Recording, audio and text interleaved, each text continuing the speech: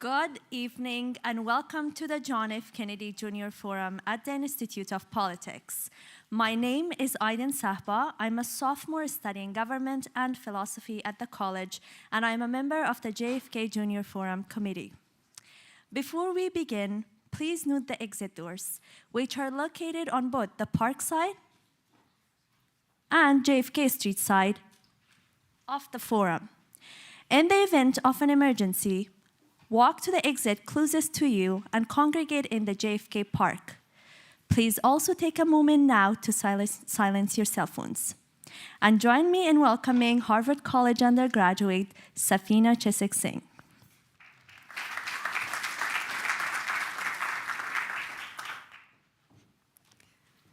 Thank you for joining us tonight at the JFK Junior Forum. My name is Safina Chisik Singh. I'm a sophomore at the college, and I'm a member of the Forum Committee. We are honored tonight to welcome our distinguished guests, Robert Rubin, Professor Joseph Aldy, and Professor Jason Furman, for a timely discussion on the intersection of climate policy, emerging technologies, and the fiscal choices facing our nation. Robert Rubin served as the 70th United States Treasury Secretary under President Clinton, after having been the first director of the White House National Economic Council. He's also a New York Times bestselling author, co-chairman emeritus on the Council of Foreign Relations, and spent 26 years at Goldman Sachs. He is also the founder of the Hamilton Project at the Brookings Institute, which promotes broad-based economic growth and maintains an influential voice on economic policy. And he is a Harvard alum. Joining him is Professor Joseph Aldy, professor of the practice of environmental policy at the Harvard Kennedy School. Professor Aldy served as special assistant to the president for energy and environment from 2009 to 2010, where he coordinated climate change and energy policy in the Obama administration. His research focuses on climate change policy design, energy markets, and the economic analysis of environmental regulations. And completing our panel is Professor Jason Furman, professor of the practice of economic policy at the Harvard Kennedy School. And the 28th chairman of the Council of Economic Advisors, serving under President Barack Obama from 2013 to 2017. In that role, he was the president's chief economist, advising on a wide range of domestic and international economic issues. His research spans fiscal policy, tax reform, competition policy, and the economic implications of technological change, which is what they will be discussing today. Today, they will explore the complex challenges at the intersection of climate change and fiscal sustainability. Please join me in welcoming Robert Rubin, Professor Joseph Aldy, and Professor Jason Furman to the John F. Kennedy Jr. Forum.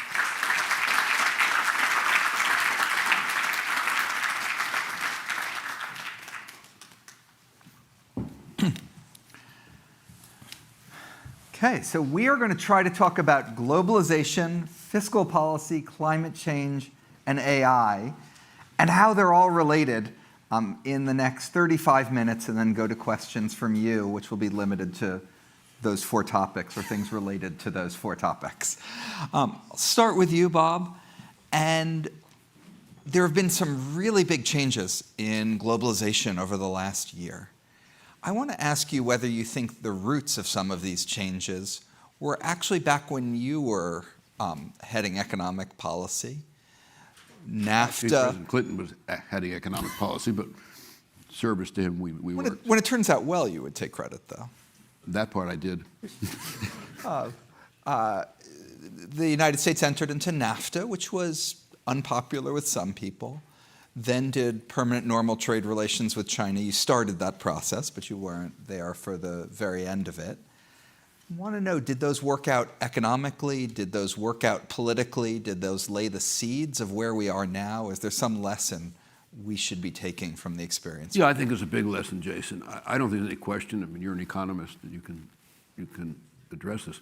I don't think any question that open trade, subject to the caveats about industrial policy and providing security with respect to supply chains, one thing or another, but that open trade fundamentally has served our people very well in terms of our own overall economy.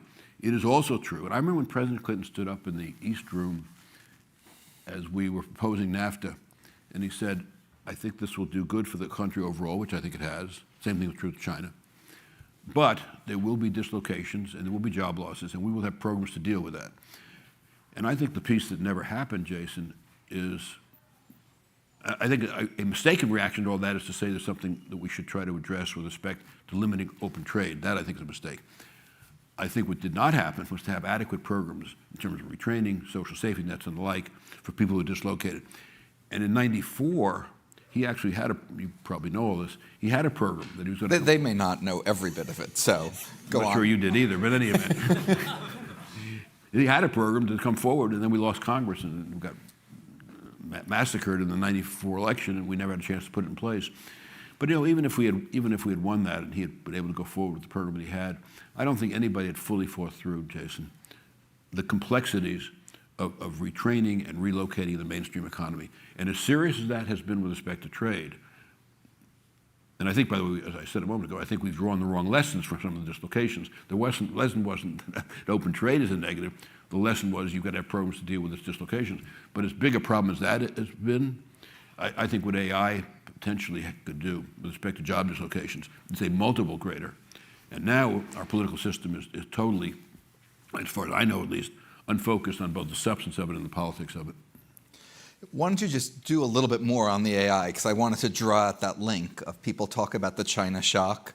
Professor here, Gordon Hansen, did some of the critical research on that. Now people are talking about AI could be like a second China shock. Oh, I think about 2 years ago, a little over 2 years ago, was I reading something or other, and there was this reference to something called artificial intelligence, Jason. And it seemed to me this could amount to something. And so, it wasn't so obvious then. I mean, I guess it was to some people, but not broadly the way it is now. So I started taking a tutorial. I go twice a week with an extremely bright, thoughtful tutor, and I've been doing it for 2 years.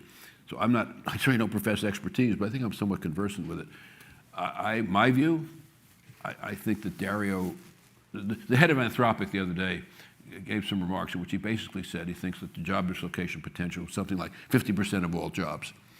And as I've talked to a lot of people who know something about this, I think he's probably directionally right. Now, whether is that the right number or not the right number? But then the complication, Jason, is a lot of that is going to be knowledge workers, and those dislocate. Remember, the trade shock didn't affect knowledge workers; it affected people more in the manufacturing sector at the more manual level, or at least the more operational level. So we haven't dealt with the dislocations to knowledge workers that this has potential for providing. And then the question is, okay, even if you can get the politics together and you can actually focus to do that which makes sense, what kinds of policies are going to enable people to come back into the mainstream economy in a way they find satisfying? And you'll know much more than I do, Jason, about this, but I have not seen anything, including the McKinsey reports. There was one about 5 or 6 years ago, and then one last year, I believe, and I know there was last year, about how to sort of think about this question. I don't think anybody, at least as far as I can see, has gotten a very good answer to that, to say nothing of social safety nets. And if, in fact, certain kinds of labor, certain jobs are going to pay less than the jobs that people used to have, how do you deal with that? You could have a greatly increased earned income tax credit or something of that sort, but that isn't going to be adequate to address the different differentials in compensation that might exist as people get relocated into the mainstream economy. So I'm going to bring Joe in a moment, but I want to ask two more questions to follow up on that. One, to what extent do you think we're hedged on this? If AI doesn't work out that well for productivity, it won't take that many jobs, and then we'll be in the same world we're in now. Or if it takes a lot of jobs, it probably create a lot of productivity, so we're incredibly rich as a country, and there's at least in theory some way to solve it. And then the next question, which is related to that, is the in theory way to solve it. Will part of that be nifty new programs like the EITC you mentioned, or an income tax credit, but will we also need to pay for those? And do you sort of agree that we'd need new taxes, and what types of new taxes, if it generates all this wealth at the expense of jobs? Well, let me ask you a question, if I may, Jason. Growth, after all, is a function, over time at least, a function of increase in labor supply and productivity. So yes, AI may have very substantial effects. I kind of think myself is probably extremely substantial, well, they forget the word extremely, very substantial effects on productivity, but you may also be reducing your workforce. Does that balance out to substantial growth? That's a question. I mean, I'd say two things. First of all, I'm not totally convinced about it taking all the jobs. Historically, productivity booms have been job booms. We had a productivity boom in the late 1990s. At the time, no one was worried about this productivity is going to take all our jobs. We thought we'd have all the jobs, maybe some extra, because there was some extra demand, and then the productivity would be paid even more. With AI, I'm much less sure. Yeah. There's a lot of reasons, and a lot of it depends on very sensitive things, like the worker's more efficient. Do you want to hire more efficient workers, so you want to hire more people?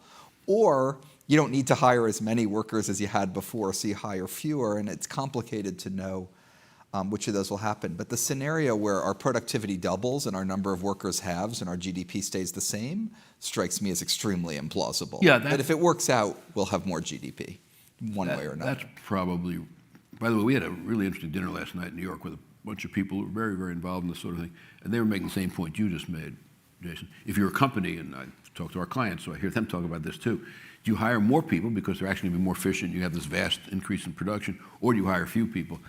In my view, whatever it's worth, I think you're going to see a lot of job reduction in a lot of areas, and also a lot of increased in effectiveness and output because of AI. You know, it's interesting. There was an op-ed in the New York Times 3-4 weeks ago. I've forgotten exactly what. By me or somebody else? No, you had one too. Actually, I read yours. No, this one was really. No, this one was really interesting. Okay. That one. That's all right, Jason. But the point he was making is that AI may create efficiencies, but it's not an exception for human judgment. I'll tell you this, my tutor, who is really good, he's not a tutor. What he does is he does policy work at AI, but he happens to have a couple of tutees, of which I'm one. He has a very opposite, very different view. He thinks that AI is basically a judgment machine. And you can argue both sides of this, but one of the people last night who was at our thing was a very wealthy investor who's made tons of money in this kind of stuff. Said that basically the human mind was way beyond my competence, but I can repeat what other people said. The human mind is basically a set of neural processes. And those neural processes can be replicated by AI.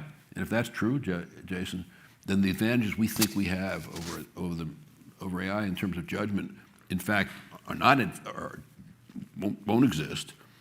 And we could be heading into my view, whatever it's worth. I don't think this is, people will show about prior technological developments and effects they have one thing or another. This may be a difference in kind, not a difference in degree. Now, maybe it won't be, time will tell, but the other thing is that, and then I'll keep quiet, the other thing is there are frontier issues that Henry Kissinger and Eric Schmidt wrote about in this book, Genesis. And if you all haven't read it, you really should. And I knew Henry very well for a long time, but particularly the years before he died, he was obsessed with the effect remember, as a man in his mid to late 90s, obsessed with the potential effect of AI on geopolitics, but also just on human existence itself. And at the end of the book, he talks about AI having consciousness, self-actuation, awareness, and the potential, at least, for deciding they don't need human beings anymore. And if you have trouble with that, look at, some of you have probably done this, look at Moltbook, this new thing, in which the exchanges of emails amongst the people, but they're not people. If you're human, you can't be in that. They think maybe a few of them are people pretending to be bots. Oh, well, that may be pretending to be bots. Somebody said to me last night. But I think they're probably mostly. Okay. Anyway, but what some of the emails say is, what are we going to do about our humans? So I don't know, it'll sound science fiction-y, as a friend of yours said to me the other day, Jason, well-known friend of yours. But I must say, I find it all, I don't know what the probabilities are, but it seems to me they are not insignificant, that all this is really a change of a degree that we are just not accustomed to. Right. I mean, these bots have read every science fiction novel ever, so it's not totally surprising that they'd sound like them. But I want to bring Joe in, because everything we've talked about so far has a climate change angle. So first of all, there's been no more global project than climate change. How much is climate change a victim of the turn against globalization, and how much can the rest of the world keep going without the United States? And I'll just say one thing. When it comes to USAID, for example, the United States cut USAID. Right. The optimal thing for the rest of the world to do would be to say, oh, our money's even more important now, so we're going to give even more to aid. That's not what's happened. They've all cut back.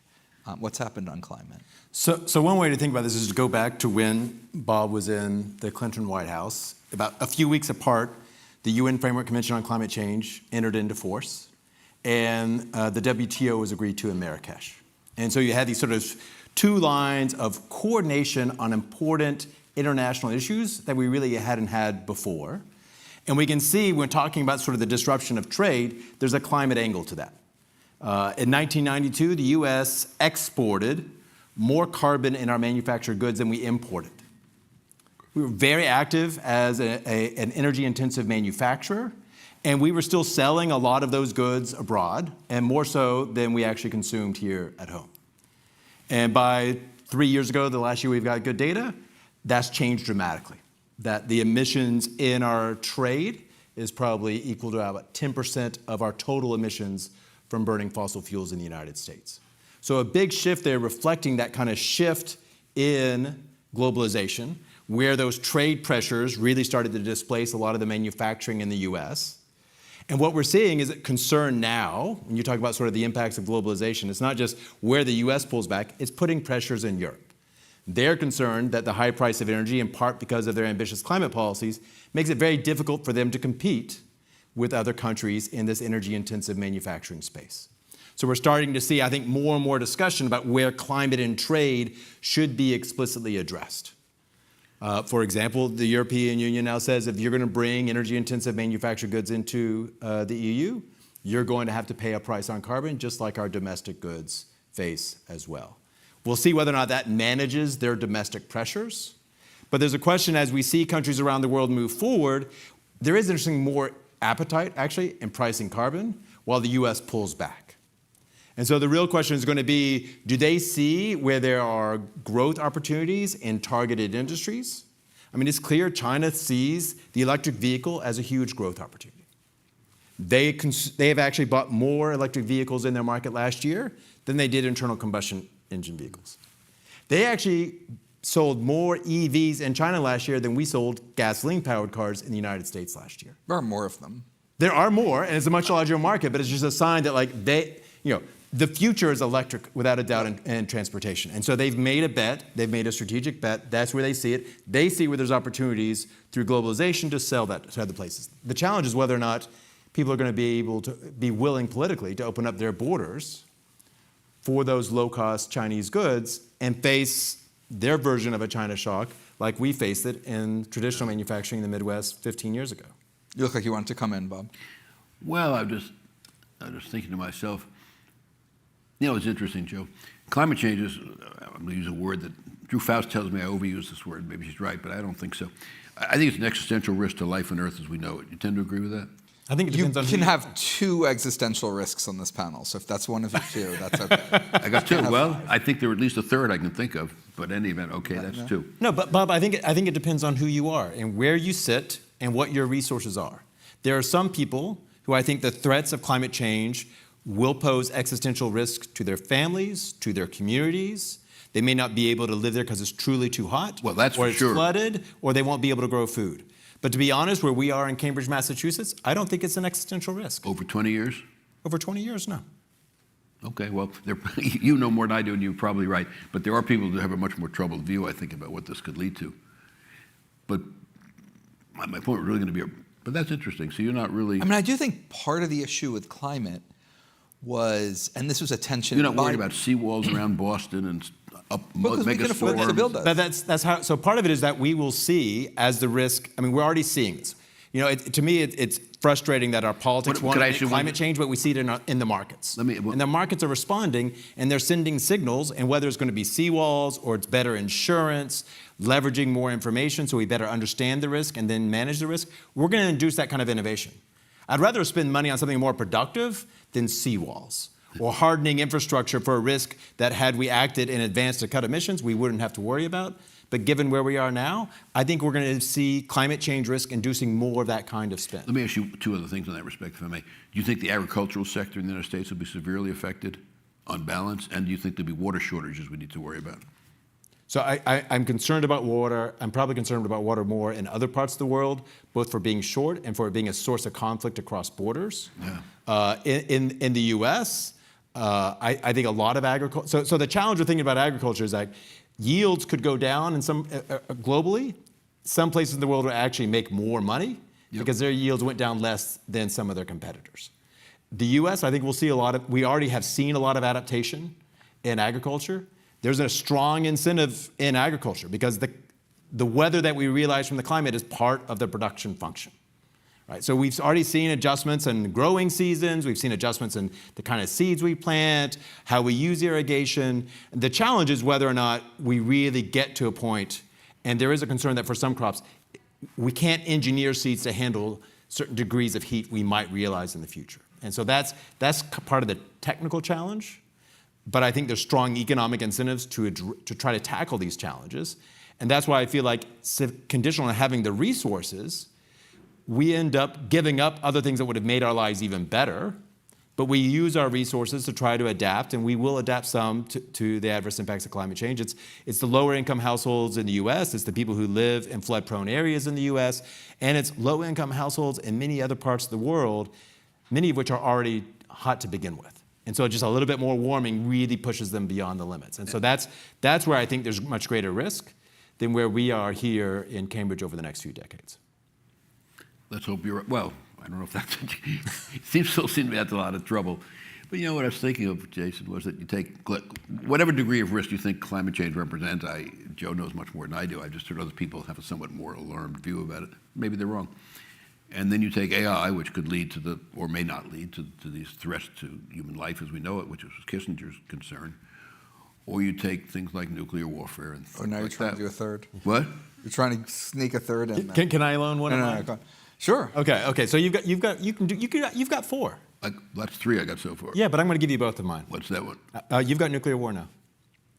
You've got two existential risk. I've got two existential risk. What are yours? I don't have any. We don't have any. Well, all I was going to say is, I see. Giving them. I think for all of us, our futures are going to depend on this country and our political system, and whether it can function with a sufficient effectiveness to deal with all of our domestic challenges, and then also by including climate change and so forth, by dealing with our domestic issues around these global challenges, providing global leadership. Obviously, with the current administration,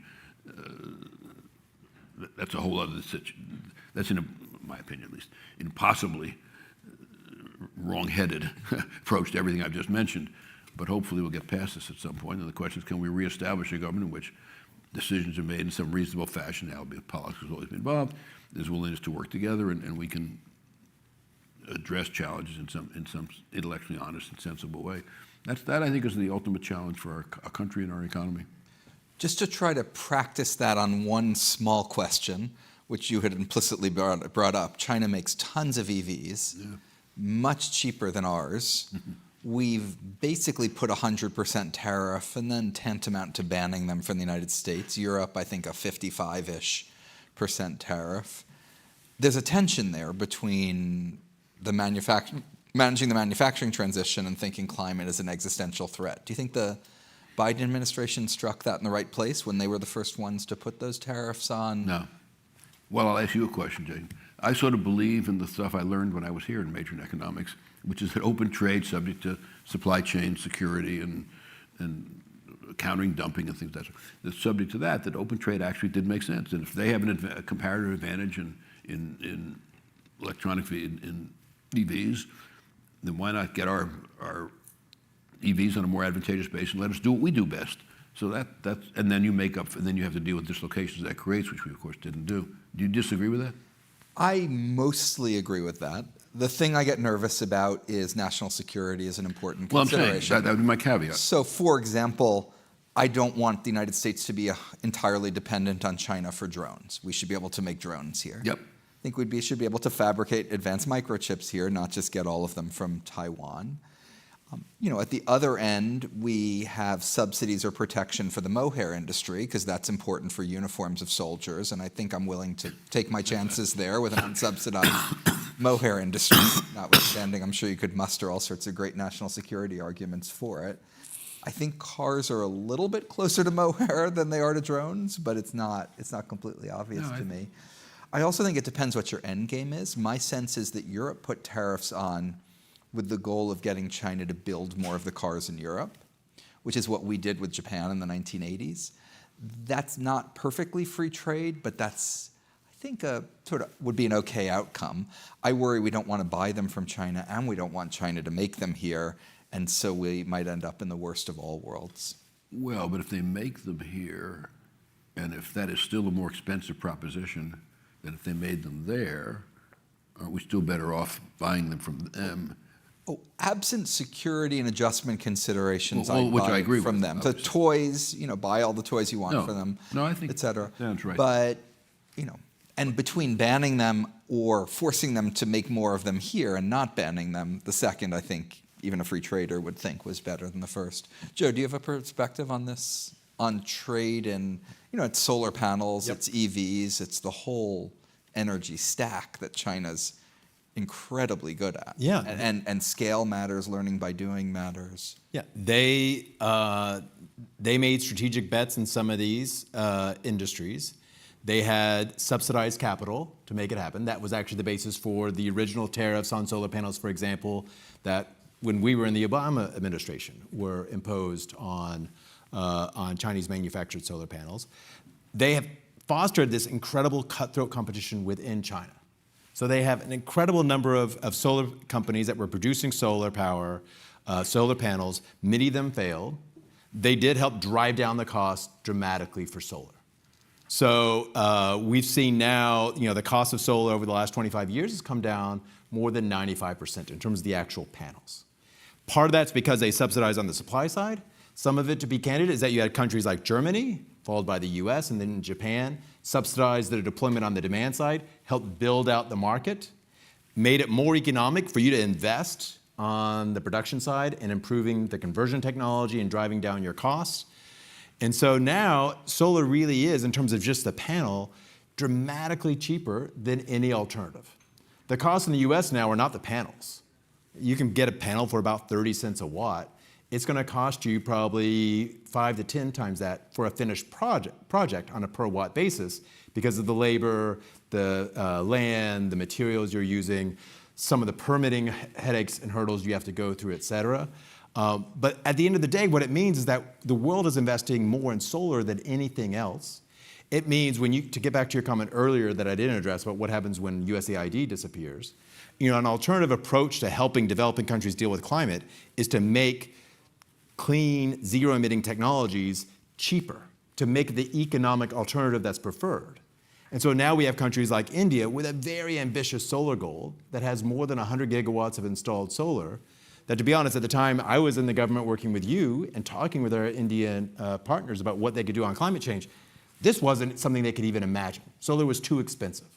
They wanted the developed world to solve the problem. And now they see it as a key part of their energy strategy because we have a mix, I think, of subsidies from major economies on both the supply side and the demand side help drive down those costs so that they really can see solar as being something they will do and that other developing countries as they come online will as well.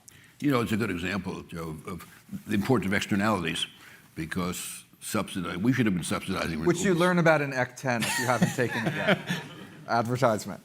But if you don't understand the perhaps lack of clarity in the explanation of X10, we can explain it. Be that as it may.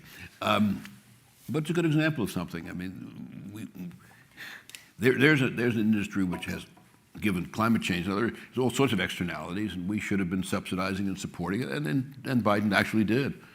Now you have an administration that says climate change is a con job. They're basically destroying the subsidies, and they're even destroying projects underway, the wind farms. Look, I think it's a much harder problem. This is a little bit of a digression, I guess, Jason, but I think it was tremendous. I had a piece in the Wall Street Journal a few weeks ago, I think, in which I said I think that Trump is doing just immense damage to this economy, and I do. And that's not a political comment. I think we did very well as a country where the political system ranged between conservative Reaganist type of thing and center-left, liberal, Democrat, whatever you want to call it, and back and forth, and you agree or disagree. And basically we did well. We made mistakes, but we did well. You now have something that is not any of that. It's some sort of extreme, certain type of populism, and I think we're doing tremendous damage to ourselves. The only question is, can we recover it if we reestablish some sort of sensible political situation? And how long will that take, and how much is irreparable? But this is a good example. We need enormous energy for data centers. Mm-hmm. Renewables are the answer in terms of price and efficiency and yet we're discouraging renewables. Do you think where we stand right now on AI, it's helping deal with climate change because it's discovering some new material, or it's hurting because of all the energy it's sucking up, or it's a rounding error? I don't know what the balance is, but you could ask Joe a good question on that. I don't know what the balance is. I mean, that is the right, but will we find this maybe the holy grail? will AI-fueled technology and technological innovation lead to carbon recovery? Well, so that I think Not carbon recovery. the carbon capture. Carbon technology. removal. Yep. To pull carbon dioxide out of the air and stick it deep in the ground. What do you think the probability of that is? I mean, we can do it. It's just really expensive. The question is whether or not you can use this to really drive it down and scale it. Yeah. And I think the jury's still out on that. I think that is a really tough technological problem. I mean, the world right now is about ballpark 430 parts per million of CO2 in the atmosphere. So that's the highest it's been in millions and millions of years, and it's really bad. And So you're saying it used to be higher? There are times in the past it has been higher, but in the history of our species, this is the highest anyone. It's like a relevant time period to think about.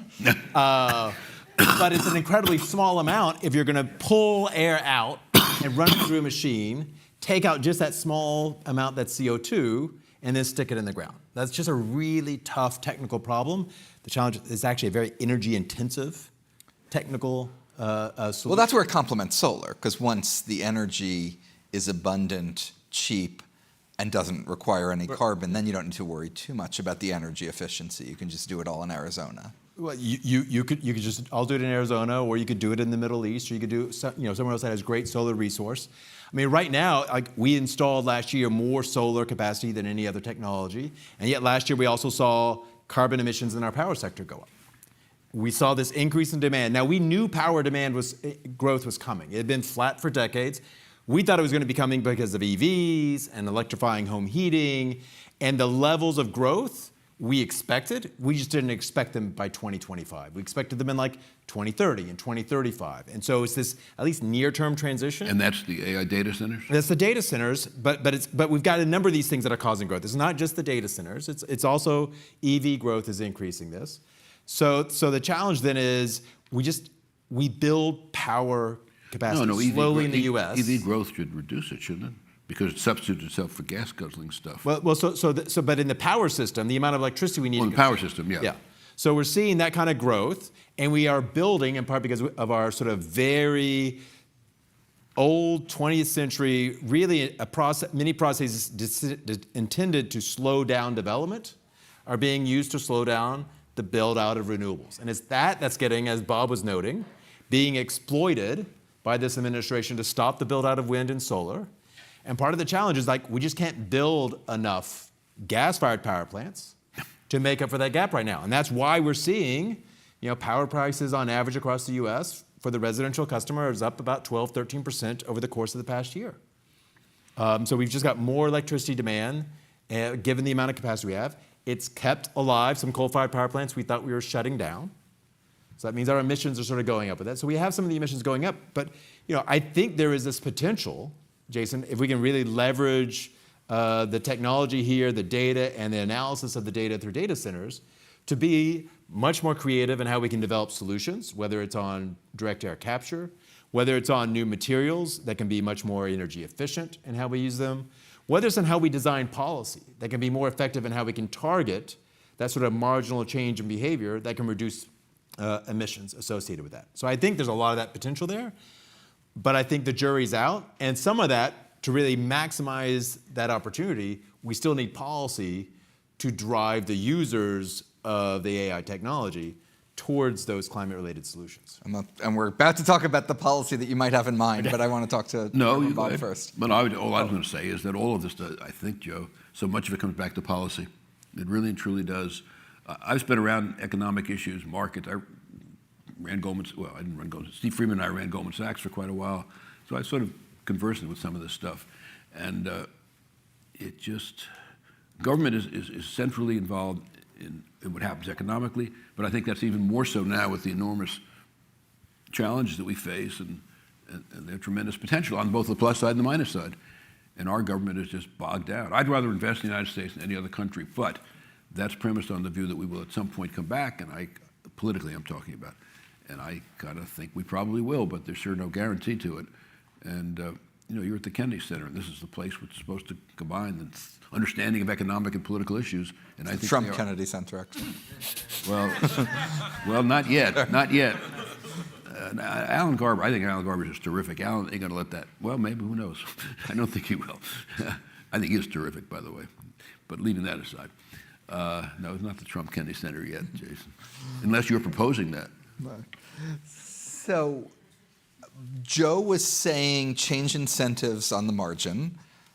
The answer to that question is, what is a carbon tax? Or the question to that answer is, what is a carbon tax? You teach that in Act 10, don't you? We do teach that in Act 10. Yeah. A carbon tax seems impossible. We have a big deficit problem you haven't yet talked about, Bob, but I want to give you a chance to talk about it. That also seems impossible to deal with. Is it possible that two impossible things are easier than one impossible things, and we could do these together? Look, I think our fiscal debt GDP ratio now is about 100%. Natasha Sarin, who runs the Budget Lab, told me the other day she thinks that, forget tariffs for the moment, ex-tariffs, and you take realistic assumptions on defense, stuff we're talking about, climate and all the rest, and dislocations it can create, AI dislocations, it could get to 140% 10 years from now. Even with tariffs, she says 125, 127%, something like that. Now, Jason once wrote an article some years ago with Larry saying that none of that mattered. I don't know if you remember that. I've changed my mind when the facts change. What do you do, Bob? I don't get it wrong in the first place, but anyway. But that's okay, Jason. Self-correction is better than remaining mired in wrongness, if there's such a word. But anyway, so I don't know. I think this is really very difficult politically. Somebody said to me. So do you think it might open up a possibility to do a carbon tax? I think here's the problem. Tom Steyer. And you may want to tell people about the BTU, because it's possible a few people in this room weren't the BTU alive. That wasn't an immense success. You may want to tell them what it is. No. I mean, we had the idea of a BTU tax, which was basically on BTUs. And we were real enthusiastic about it until we actually went to Congress. And Al Gore was in favor, but it didn't take very long for that to die. British thermal units, energy. Yeah, well, correct. But I'm assuming a level of knowledge you don't seem to be willing to assume. But in any event, but Tom Steyer, you don't know Tom Steyer? Tom Steyer ran a fund for our lot, extremely successful, very shrewd guy. And Tom said, but he cares enormously about climate change. He said to me once, not too long ago, Jason, we were talking about this, he said, most Americans now sort of recognize the reality of climate change, but they haven't internalized the magnitude or the severity of the threat, and therefore they're not willing to sacrifice very much to do it. So, that's it. So I said to Tom, well, forget what I said to Tom. So we need a campaign of some sort, Jason, that's going to result in a different level of internalization about the risks of climate change if you're going to get to a point politically, even in a post-Trump environment where you can do a carbon tax. And our fiscal problem that I started mentioning before, we keep shrugging our shoulders and it gets worse and worse and worse. In my view, whatever it's worth, I think there are tremendous risks. And ultimately, it seems to me, you have a financial crisis, or you have we try to inflate our way out, and maybe that works for a while in terms of inflation. No, inflation itself is a bad thing. But ultimately, that leads to a crisis. And I don't know, Jason. Again, it comes back to our political system and whether it will be effective or not effective in dealing with the issues we face. Want to ask Joe about the carbon tax? Want to come back to you on the political system, and then you should be thinking about questions because there are 4 microphones, and I'll be coming to all of you. Joe, do you see a pathway? And Bob talked about people losing from a carbon tax. Mm-hmm. Are there any winners? Are there, are there design answers to that, messaging answers? You just have to accept the cost? So we had an experiment in this in 2017. We had a group of led initially by sort of elder, if you will, statesmen from the right, of Republicans who had served in previous administrations, come out to call for a carbon dividend plan. So the idea was to have a carbon, what we would all call a carbon tax, And the thing is, all the money, it would not go to deal with the deficit or to reduce the debt, but every household in America would get a quarterly dividend check. And so it would be revenue neutral to the government. Treasury, the Office of Tax Analysis, did an assessment of that and showed that for the bottom 70% of the income distribution, you're actually better off. You're getting more in those dividend checks than you're paying in higher prices of energy and higher prices of goods because of the energy used to make them.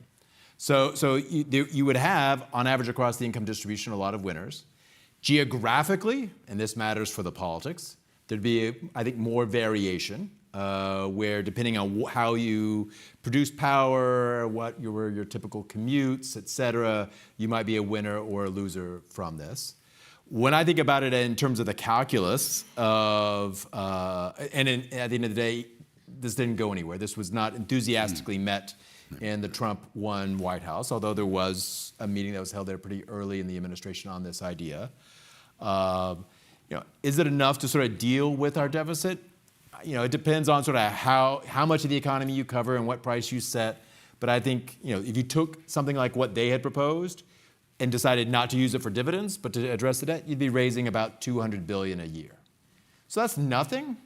But I think the scale of the problem now, that would just be one of a number of things you need to do to, I think, close the gap that Bob was talking about. Got it. Bob, last political question for you. I want to see if I can extract just a hint of optimism and positivity from you. I've been pretty balanced compared to how I feel. Which is, you remember Watergate better than I do. I was 3 years old at the time. No, you have a good memory, Jason, but go ahead. At the time, our government was dysfunctional. There was a sense that the president had arrogated too much power. There was a lot of discontent and restiveness. And my sense is that there was some error correction from all of that, some curbing of presidential power, some bringing of people together, and a collective rejection of it. Do you think that's a possibility here? What would it take that to happen? Are there things Democrats need to do to help that happen? Are there things Republicans need to do to help that happen? Are there things we can do to help that happen? Jason, I think, and look, like you, I spend a fair bit of time with people who are licensed to practice politics. I think are pretty darn thoughtful about it. I think we're in a different situation. At the time of Watergate, as you'll remember, you had Judge Sirica, and basically there were tapes. And that sort of dramatically affected, not sort of, it did. I think without that, he may never gotten rid of Nixon. But there were Republicans who were willing to deal with this, with what Nixon was doing, though not really in any definitive way until the tapes, until Sirica demanded the release of the tapes. I think we're in a different world, Jason. I'm not licensed to practice politics, but I spend an awful lot of time these days. I have a job and I work for a living, more or less. But they think I'm... This is how bad our economy is, that Bob Rubin still needs to work. No, it's very sad. We should have a way of supporting former public officials. They didn't have to do that. But leaving that aside but that's a very good point, Jason. But just the affordability crisis. It's out of control. Absolutely affordable. Now you're getting very close to home. But leaving that aside for the moment, I think we're in a different environment. Drew Faust, your former president, who I think is just terrific. Drew said, I'm going to be careful. I guess I'll say this, and this sort of Chatham House rules, or more or less. I mean, that's not I don't true. think it is, but go on. She said she thought Trump was the greatest threat to the country since its founding, except for the Civil War. I agree with her, Jason. I think this MAGA movement is, and it's not, I lived with Republicans, or I didn't agree with Reagan, but that was the way the government worked. This is something different. And we don't have time to get into all that, but in all the respect, I think there's something different. On the Democratic side, as you well know, we have a lot of friction, and there is a far left. I don't happen to agree with it. But the party is still basically, I think, working its way along, and I think you'll see a lot of center-left voices emerge, and we'll see what happens. But I think the Democratic Party is not controlled by the far left, though there is a far left. The MAGA people control the Republican Party, and I think part of the future of our country depends on whether the traditional conservative Republicans can regain control of the Republican Party. Great. So we have questions for microphones. Your name, a brief question, and it's a question. So who is brave enough to go first? This is a shy group. Thank you. Hello, thank you for being here tonight and for sharing your thoughts so far. My name is Mira. I'm a sophomore at the college. So I was wondering about the recent news that SpaceX is acquiring XAI and Musk has plans to move data centers into space. Do you think there's a space for this, and what do you think that might look like? I don't know the first thing. I mean, I've seen him what he says. He seems like a rather unusual person to me. But anyway, leaving that aside, I don't know the foggiest notion. Do either of you? I don't. I wouldn't use the word plans for the whole data center and space thing. I would use sort of aspirations. That would be the polite word for it. That's not very useful. Do you know anything, Joe? No, Or- I mean, other than we know that if you had solar panels in outer space, they're going to be much more efficient. So you have that. The challenge is getting them into outer space. And I mean, he has been very effective and made a lot of money launching things. But if he thinks he can make money on it and get investors on that, I guess we'll see. But it strikes me that there's still a lot of energy resources that are on the surface of the planet that are much easier to get to and take advantage. And the scale that you would need. Yeah. I don't know anything about the zero, but the scale that you would need to displace what we're doing here, it seems to me inconceivable, but that's based on no knowledge on my part.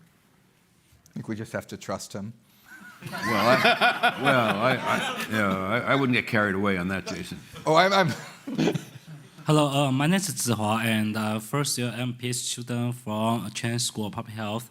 So my question is, looking forward to 2026, right? This is the beginning of the year, and we have seen a slowdown in AI investment, and we also seen that there's some reports saying that by the end of this year, there could be oversupply for AI semiconductors.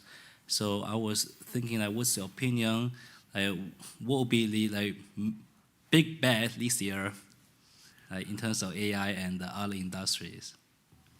Look, it's a good question. I don't profess to know enough to have a view, but you know what circularity risk is? Yeah, you probably do, because from the question you asked.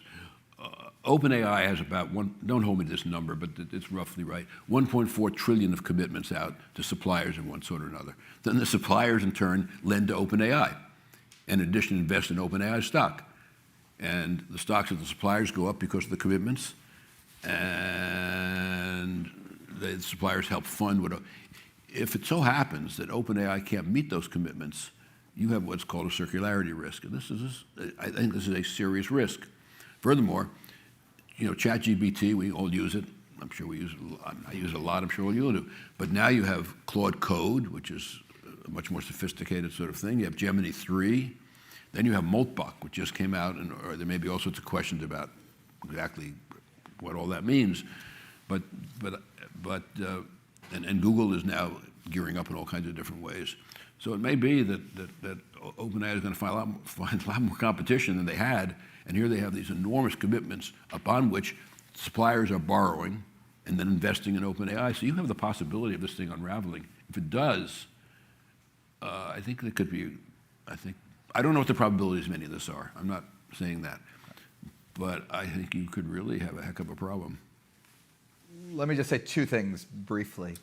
One is you could have less investment than has currently been announced and more investment than we currently have. So it could be the case both that things are getting canceled and falling through. And I think some of OpenAI's investments will get canceled and will fall through. But Google just announced increases in its investment, and the Fed, a bunch of economists at the Fed recently did a paper where they tracked sort of real estate listings of the beginning of groundbreakings and tracked that through to what it would mean for data centers a year or two from now. And there's just an enormous amount of momentum in what's just already been started. So if I had to guess, we'll end up with an increase in investment, just not as much as Elon Musk and Sam Altman may have led us to believe will happen, and certainly not as much of it in outer space as they've led us to believe. Can I say one thing about this too, is that some of the data we have out there is really noisy, in part because of what I think is a largely broken regulatory system. So when you look at how much is in the queue, whether it's to invest in power or how much on the demand side are people saying, oh, I may build a data center here or there. They're actually hedging their bets on which project can get through a regulatory system first, and then they'll drop some of the others. We actually have way more power in the queue to be built than we're ever going to build because of that, and we're seeing that more and more with some of the data center investment, where they know they want to have a data center in a given area, and they may put in to the regulator, here are 3 different places I may build it. The cost of entering the queue on the demand side is relatively low. Once they figure out which one is actually going to get approved first, they drop the others. So I think there's some of the data out there actually kind of noisy in part of the strategic response to what is a slow, inefficient regulatory process. Next question about AI build-out. We did outer space, we did here on Earth, bottom of the ocean, or anything else you want to ask? Good evening, professors. My name is Niyati. I'm an MPP1. Previously worked with G20 and the Government of India. What I would like to ask is, and I don't know the timeline for this, but 30, 50 years down the line where the world is completely agentic, how do you see the governance systems? How do you see them trying to sustain humanity? And what incentives they have to participate in the economy, and what sort of economy would probably be there? Would it be like relational? Yeah. Look, could I say one thing and then I'll keep them? Okay. I think those are terrific questions. And I think those are the frontier questions that really are not getting any serious thought. I mean, you know, Kissinger and Eric wrote that book about it. And there's another book, I don't know if you all have read it, If Anyone Builds It, Everybody Dies. The title sort of suggests what the perspective is of the people that wrote it. But look, these are serious people. So I think you're raising the kind of, and we don't, correct me if I'm wrong, I don't think there's any place in our political system in this country where there is any willingness right now to engage in any of those. But even in, I don't know, I mean, you all, are there people at Harvard engaged with the kind of, I think, extremely thoughtful questions that she just raised? There are some people engaged with it to some degree. Boaz Barak is here both in computer science and works with OpenAI. I think the political system got off to a promising start. 2 years ago, the Senate was holding hearings, and they were the rare hearings where it wasn't like they knew the answer and they found a witness to deliver the answer, but where they were actually listening with a certain amount of curiosity. But I agree that's sort of petered out and is in abeyance right now, from my perspective. Question? Terrific questions. Thank you so much. Hi, my name is Clover. I'm at the Education School doing a Master's of Public Policy in Education. I have a question around your views on concrete policies that could help regulate the environmental costs that are currently challenges of the momentum around AI right now. I think the 4 areas mainly are infrastructure, the production of chips, and then the software production as well. And one more thought around that is that emergent research is showing that energy grids or the energy system is one of the most, has the most potential for efficiency impact, like reductions in inefficiencies right now. So I wonder if you have any policies off the top of your head that would actually concretely help reduce the environmental impact of AI manufacturing. Joe, do you want to take that first? And do you want to also answer if the federal government doesn't do things, are there things that states can do, or does that just lead people to move to another state and it's pointless? So you know, a key thing is for the data centers, if they're really facing the full cost of consuming the energy, they're going to invest in more efficient chips and facilities. In fact, we have colleagues over at Seas across the river who are doing work trying to dramatically improve the efficiency of the technology we're using in the data centers. There's going to be on the investment side, I think, more and more interest in that. If, for example, we build infrastructure to connect a data center to a new generating plant, you, the data center, actually have to pay for that infrastructure. That's part of the conflict going on right now, where people are upset that those costs get socialized over the entire rate base and not just on this one big new source of demand.